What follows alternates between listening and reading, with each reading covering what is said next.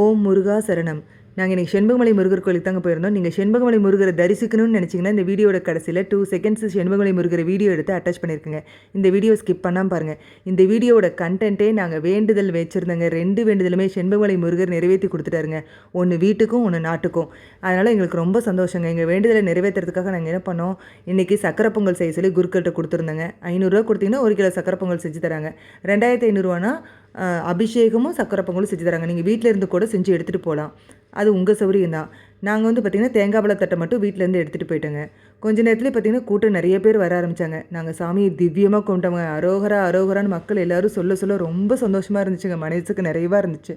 நாங்கள் எல்லோரும் பிரசாதம் கொடுத்ததுக்கப்புறம் வந்தவங்கெல்லாம் எங்களை வாழ்த்திட்டும் போனாங்க. மனசுக்கு ரொம்ப நிறைவாக இருந்துச்சு. நீங்களும் கண்டிப்பாக செண்பகமலை முருகரை ஒரு தடவையாச்சும் தரிசனம் பண்ணுங்கள்.